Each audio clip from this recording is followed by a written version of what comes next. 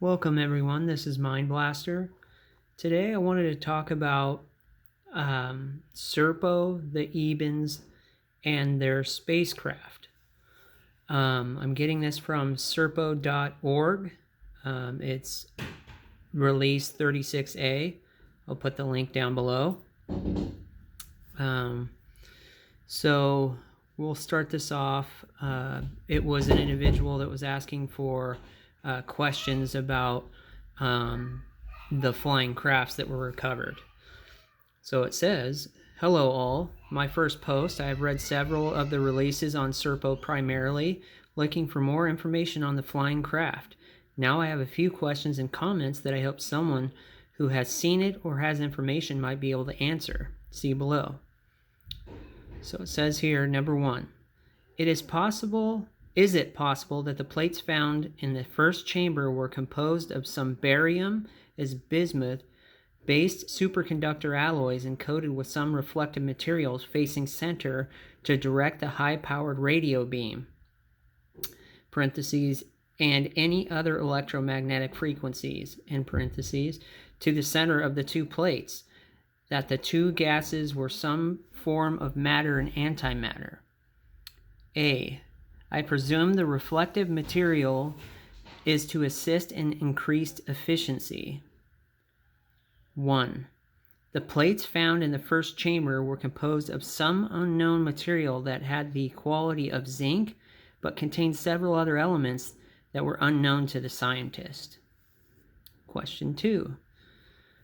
Could this then in turn have produced a powerful electromagnetic field which in turn is harnessed from the superconductors whose power is redirected to a behind the ship to create possibly electrons and positrons by laser convergence or some form of bombardment and redirect back to the first chamber where the cycle repeats?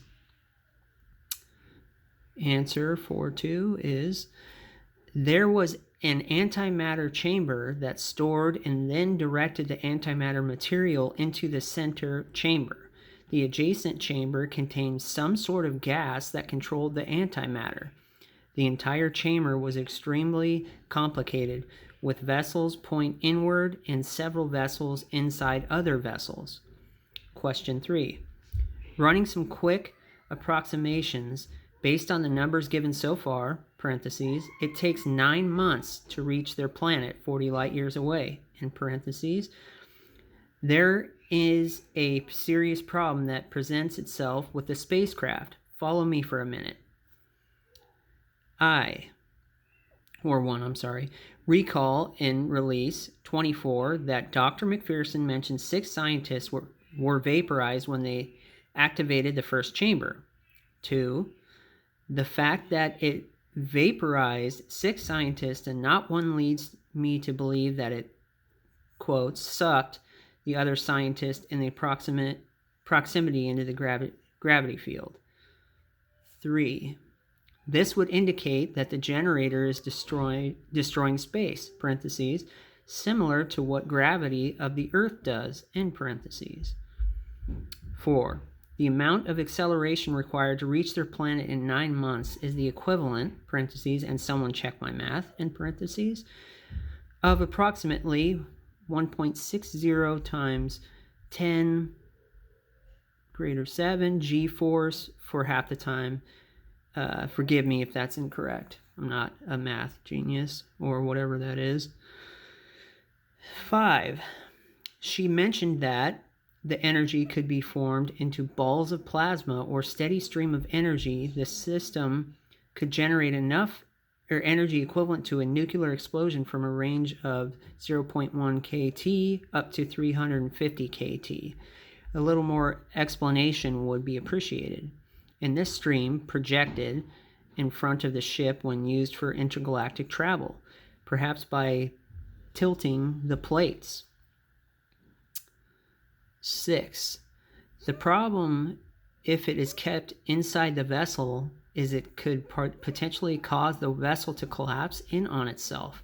It could have to be projected in front of the vessel somehow, or perhaps they are somehow funneling the gravitational effect, parentheses, which is mind-boggling if that is the case, end parentheses. And it says, 3, you can't think in terms of Earth science when you try to analyze the alien craft. It doesn't work.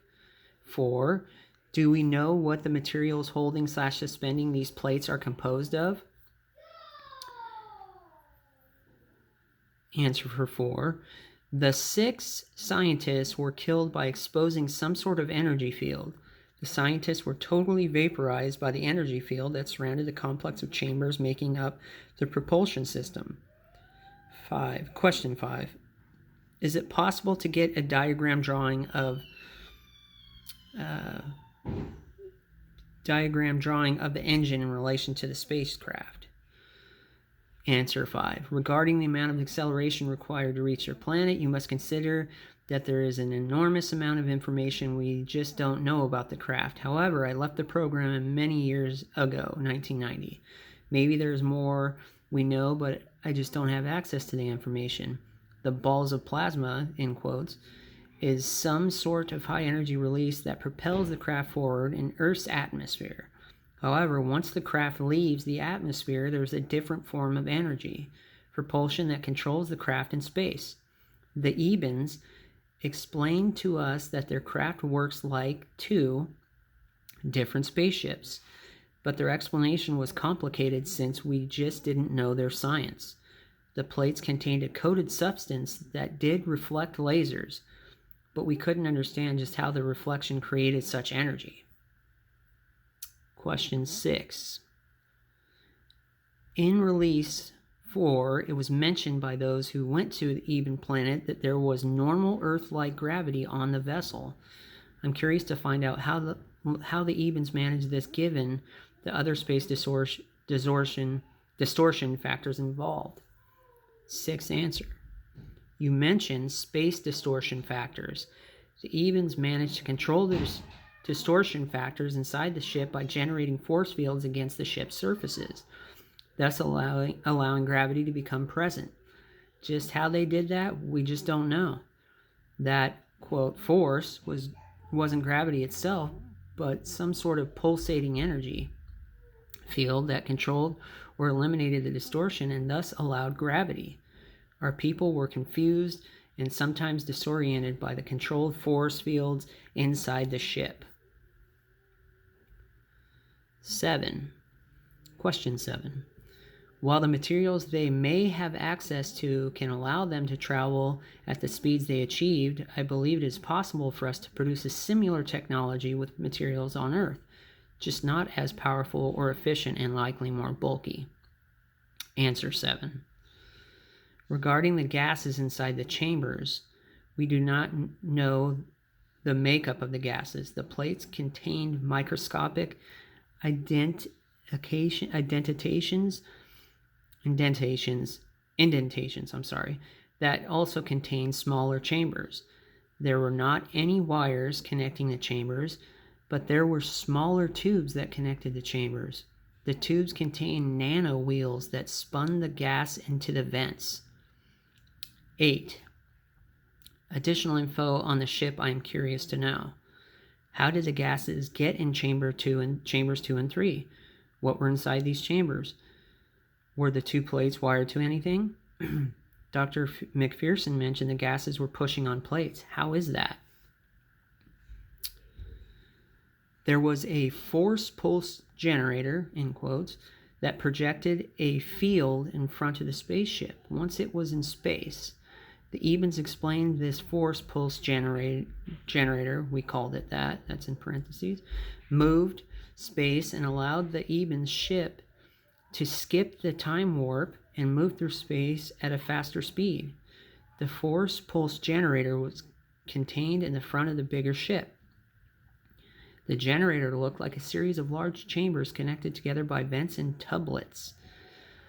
The center chamber contained a liquid and one smaller chamber contained a gas. The projected port looked like a large vent opening with casting wheels on each side. The center of the large vent contained one portal. Since we never actually observed this force pulse generator working, we could not understand how it worked on the science behind the operation of the generator. 10. Would be curious to also know more about the intra-environmental propulsion system as well. 9. The Ebens mastered the use of antimatter. They were able to store the antimatter in chambers coated with some type of neutral material. The antimatter chamber also contained a gas that somehow controlled the antimatter. 11. Some of the challenges still remaining for developing inner space travel. A. How to channel the gaseous matter before it merges too far in front of the ship so it doesn't have adverse effects on the ship and the crew. Parentheses, massive G-force. B. How to produce the matter/antimatter gases. C. How to harness enough of the energy and produce from the matter. Energy reaction and recycle this energy to keep this process relatively efficient. D. Is the energy redirected and used to create space behind the ship as well? So that's on the spacecraft itself. Those were just questions that somebody had for one of the people in regards to Project Serpo, etc. But very, very fascinating. Let me know what you guys think, and let me know if you want me to cover more on the Ebens and more details on Serpo and that type of thing. Thank you, and have a good night.